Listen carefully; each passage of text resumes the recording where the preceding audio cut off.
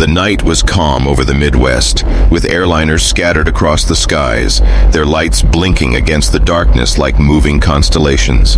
In the control room of Kansas City Center, air traffic controllers worked quietly, their voices steady as they guided aircraft across the busy airways.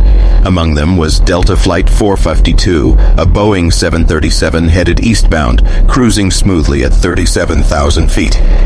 The flight had been normal, uneventful, until one small detail began to grow into something much larger. At first, the controller keyed his mic as usual. Delta 452, Kansas City Center, how do you read? There was no response. He repeated the call, slightly firmer this time. Silence filled the frequency. The radar tag still showed the aircraft moving steadily along its route. Speed and altitude were perfectly normal, but the silence was unusual. Most of the time, a pilot would respond within seconds. The controller tried again.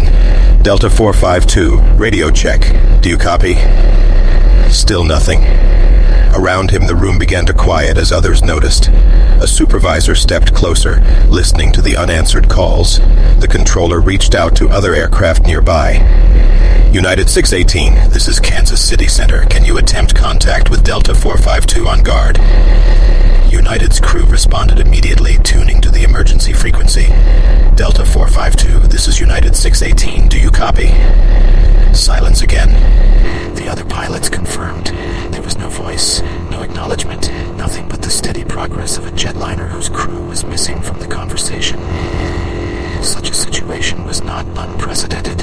Radios could fail, headsets could malfunction. Pilots might be momentarily distracted. But as the minutes passed, the lack of communication became increasingly concerning. The supervisors escalated the situation. Coordination began with their centers, with airline dispatch, even with the military. A decision had to be made. Was this a simple technical failure, or was something deeply wrong inside that cockpit? Meanwhile, in the cabin of Delta 452, passengers sat unaware. A movie flickered on seat-back screens.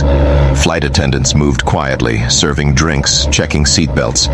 From the outside, everything appeared normal. The airplane held its course, trimmed perfectly, engines humming.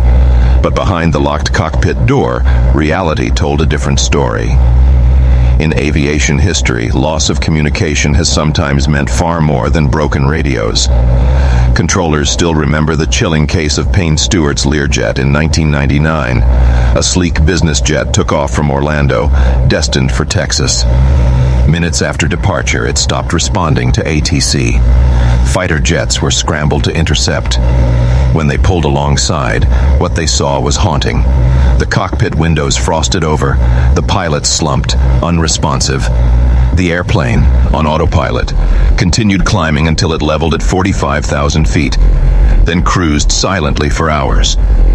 No one inside was alive. It finally ran out of fuel and plunged into a field in South Dakota. That was not simply loss of communication. That was loss of life, loss of consciousness, a ghost flight carried on by machines alone. The same eerie silence was heard in 2005 when Helios Airways Flight 522 departed from Cyprus. Controllers lost contact shortly after takeoff. The plane kept flying, straight toward Athens.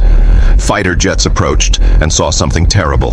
Passengers slumped in their seats, oxygen masks dangling, and in the cockpit, no movement, until one lone flight attendant, partially conscious, struggled with the controls. Minutes later, the aircraft ran out of fuel and crashed into a hillside. Again, it was not a mere radio failure. It was a failure of pressurizati. A failure of awareness. A failure that made the airplane into a coffin, sailing silently through the sky. Back in Kansas City Center, memories of those accidents were not far from the minds of Connet.